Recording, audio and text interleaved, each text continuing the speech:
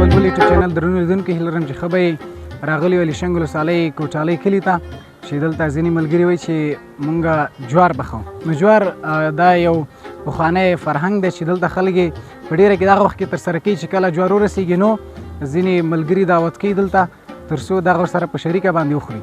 نو راغلي یاستو دلته نن مونږ تاسو لپاره یو برنامه لرو دلته د جوارو پخولو. تر څنګ مې ملګری ابوشامان است دی چې دې دعوت کړي چې زموږ په کلي کې جوار دي. نو راغلی یاستو دې څنګه چې لومړی به موږ ته د جوارو پروسه تشریح کړي چې دوی په کوم ډول یعنې څو قسمه جوار پخولی شي. موږ خو رنګارنګ جوار پخوو او اوس موږ راغلي وو دلته اول به لرګي موږ اماده کړو او چې کله مو ور واچوو هغه څخه وروسته به توکې شاوخوا ورته کېږدو او نو چې کله دا ښه اور ګرم شو او سکرټ پرې پیدا شوې بیا به یوه توکه د پوخ یا پوشاره ورته موږ وایو هغه څخه به لرې کړو او بیا به پخولو باندې شروع کړو. ښه تاسو معمولا کله دغه انګارکې یا په ساده اصطلاح باندې دوی کله اچوئ؟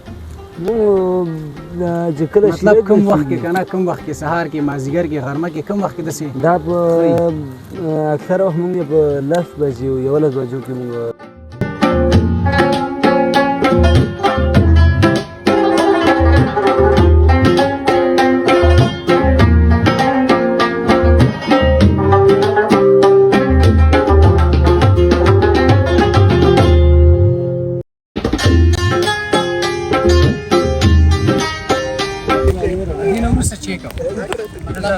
تقریبا په ختمېدو دی.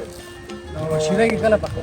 دا نو چې کله سکراټه شو دا لرګي او له دې څخه وروسته به موږ پخولو باندې نو ته همدا اوس نه دي شاوخوا دغه جواري کې دا دغه ږدو چې ګرم شي چې کله ګرمې شي بیا نو توکې ښه مزهدار راځي کله ګرمې نه شي بیا نو هغه توکې بې خونده راځي. دا په اسانۍ باندې پخېږي ځکه تیار یې ګرمې هو تیار ګرمې وي.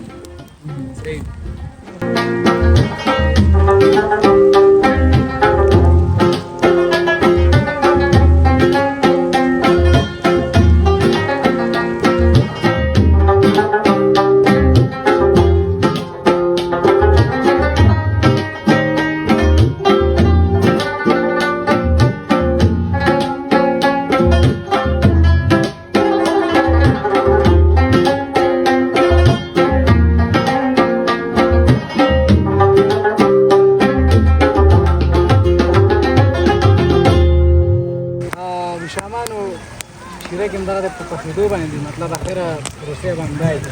هو او دې سره معمولا خلک نور چی کاروي مطلب دې سره نور چی خوري؟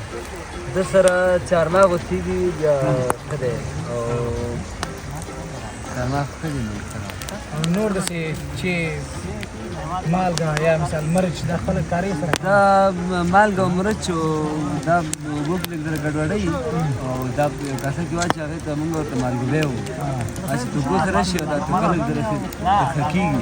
دا پخونه مې ځکه وکړه که بازار کې لیدلي که نه هغه کراچیګانو کې اچولي شګې کې پخې هغې کې مالګه هغه رقم خوند کوي خلک دلته همغسې مطلب په مالګې کې دغه ککړۍ که نه کوي؟